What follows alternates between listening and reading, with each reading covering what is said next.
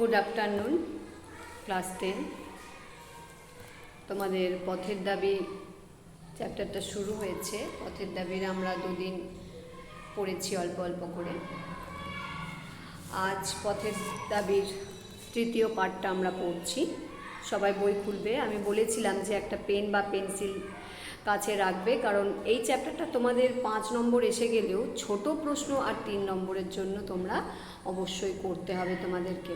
দেখো, নিমাইবাবু চুপ করিয়া রহিলেন। অপূর্ব কহিল, আর যাই হোক, যাকে খুঁজছেন তার কালচারের কথাটা একবার ভেবে দেখুন।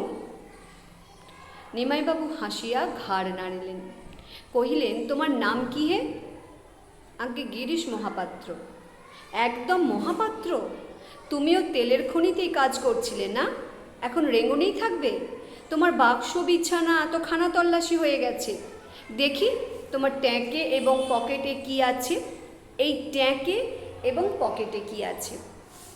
এইখানে যে অপূর্ব বলছে যাকে খুঁজছেন তার কালচারের কথা, এই কালচার তোমরা আর একটু পরে গেলে ভালো করে বুঝতে পারবে, তাই এখন ডিটেলসে আমি বলছি না। কারণ সব্যসাচী মল্লিক কী করেন, সে কীরকম মানুষ, তার সঙ্গে গিরিশ মহাপাত্রের কতটা তফাৎ, সেটা সেখানে তোমরা ভালো করে বুঝতে পারবে। এখন আমরা দাগ দিয়ে নেব ট্যাঁকে এবং পকেটে কি আছে। একদম ভিভিআই একটা কোশ্চেন, ছোট কোশ্চেনের জন্য। দেখো, বলছে তাহার ট্যাঁক হতে একটা টাকা গন্ডা 6 পয়সা বাহির হইল। পকেট হইতে একটি লোহার কম্পাস, মাপ করিবার কাঠের একটা ফুট রুল, কয়েকটা বিড়ি, একটা দেশলাই ও একটা গাঁজার কলকে বাহির হইয়া পড়িল। নিমাইবাবু কহিলেন, তুমি গাঁজা খাও? এখানে তোমাদের একটা কথা বলি, এই যে পুরো প্যারাটা আছে, এই পুরো প্যারাটায় কে কি কথা বলছে, এগুলো কিন্তু ছোট কোশ্চেনের জন্য একদম মোস্ট ইম্পর্টেন্ট। কারণ কে কি বলছে এগুলো তোমাদের কিন্তু মনে রাখতে হবে। এই যে তুমি গাঁজা খাও, কথাটা কে বলেছেন? নিমাইবাবু। লোকটি অসংকোচে জবাব দিল, আজ্ঞে না। তবে বস্তুটি পকেটে কেন? আজ্ঞে পথে কুড়িয়ে পেলাম, যদি কারের কাজে লাগে তাই তুলে রেখেছি। জগদীশবাবু এই সময় ঘরে ঢুকিতে নিমাইবাবু হাসিয়া কহিলেন, দেখো জগদীশ, কিরূপ সদাশয় ব্যক্তি ইনি। যদি কারোর কাজে লাগে তাই গাঁজার কলকেটি কুড়িয়ে পকেটে রেখেছেন।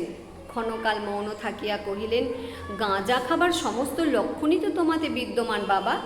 বলতেই পারতে, খাই, কদিনই বা বাঁচবে, এই তো তোমার দেহ।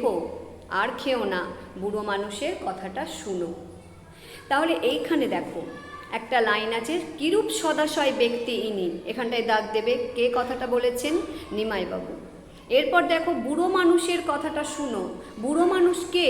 এখানে বুড়ো মানুষ কাকে কি কথা বলেছেন? এখানে কিন্তু এটা 3 নম্বরও দিতে পারে, যে বুড়ো মানুষকে তাকে কাকে কি কথা বলেছেন, কেন বলেছেন, তার শরীরের কি পরিস্থিতি ছিল। তাহলে এই লাইনটার ওপর থেকে যেটুকু প্রশ্ন আসতে পারে সেটা তোমরা একটু দেখবে। মহাপাত্র মাথা নাড়িয়া অস্বীকার করিয়া বলিল, আজ্ঞে না, মাইরি খাইনি। তবে ইয়ার বন্ধু কেউ তৈরি করে দিতে বললে দিই, এই মাত্র, নইলে নিজে খাইনি। জগদীশবাবু চটিয়া উঠিয়া কহিলেন, দয়ার সাগর, পরকে সেজে দিই, নিজে খায়নি, মিথ্যেবাদী কোথাকার। এইখানে দেখো দুটো বাক্য আছে, একটা পরকে সেজে দিই, নিজে খায়নি, এইটা তোমাদের জন্য ইম্পর্টেন্ট, কে বলেছেন।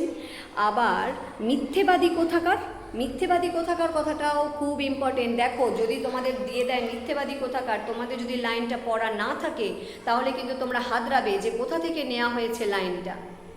তাহলে কে বলেছেন? জগদীশবাবু। অপূর্ব কহিল, বেলা হয়ে গেল, আমি এখন তবে চললুম কাকাবাবু। এখানে কাকাবাবু কে? কাকাবাবু এখানে নিমাইবাবুর কথা বলা হয়েছে। নিমাইবাবু উঠিয়া দাঁড়াইয়া বলিলেন, আচ্ছা, তুমি এখন যেতে পারো মহাপাত্র। কি বলো জগদীশ, পারে তো? জগদীশ সম্মতি জানাইলে কহিলেন, কিন্তু নিশ্চয়ই কিছু বলা যায় না ভায়া। আমার মনে হয় এ শহরে আরও কিছুদিন নজর রাখা দরকার। রাতের মেল ট্রেনটার প্রতি একটু দৃষ্টি রেখো। সে যে বর্মায় এসেছে, এ খবর সত্য। এ খবর সত্য? কোন খবর সত্য? কোন খবর সত্য? পলিটিক্যাল সাসপেক্ট সব্যসাচী মল্লিক বর্মায় এসেছেন, এই কথা সত্য। রাতের মেল ট্রেনটার প্রতি একটু দৃষ্টি রেখো, কে বলেছেন? নিমাইবাবু বলেছেন। জগদীশ কহিলেন, তা হতে পারে, কিন্তু এই জানোয়ারটাকে ওয়াচ করার দরকার নেই বড়বাবু। তাহলে এই জানোয়ারটাকে ওয়াচ করার দরকার নেই বড়বাবু, কে বলেছেন? জগদীশবাবু বলেছেন। নেবুর তেলের গন্ধে ব্যাটা থানা শুদ্ধ লোকের মাথা ধরিয়ে দিলে বড়বাবু হাসতে লাগলেন। অপূর্ব পুলিশ স্টেশন হতে বাহির হইয়া আসিল এবং প্রায় তার সঙ্গে সঙ্গে মহাপাত্র তার ভাঙা টিনের তোরঙ্গ, চাটায় জড়ানো ময়লা বিছানার বান্ডিল বগলে চাপিয়া ধীর মন্থর পদে উত্তর দিকের রাস্তা ধরিয়া সোজা প্রস্থান করিল। তাহলে কোন দিকের রাস্তা ধরে গিয়েছিলেন সব্যসাচী গিরিশ মহাপাত্র তথা সব্যসাচী মল্লিক, পরে আমরা জানতে পারবো। তা কোন দিকের রাস্তা দিয়ে? উত্তর দিকের রাস্তা দিয়ে। তাহলে এইটুকু আমরা যেটুকু বুঝলাম, সেখানে কিন্তু অনেকগুলো ছোট কোশ্চেন আছে। কে কি বলছে এইগুলো কিন্তু তোমাদের একটু মাথায় রেখে দিতে হবে। আমি তোমাদের আগেই বলেছি, পাস করবার জন্য নয়, 99% নাম্বার পাওয়ার জন্য কিন্তু ছোট কোশ্চেন তোমাদের পড়তে গেলে, পেতে গেলে গদ্য আর পদ্যগুলো ডিটেলসে পড়তে হবে, রিডিং করে পড়তে হবে। আর সেই পড়াটা যাতে একটু ভালো লাগে সেই চেষ্টাই আমার করা। চলো, টাটা।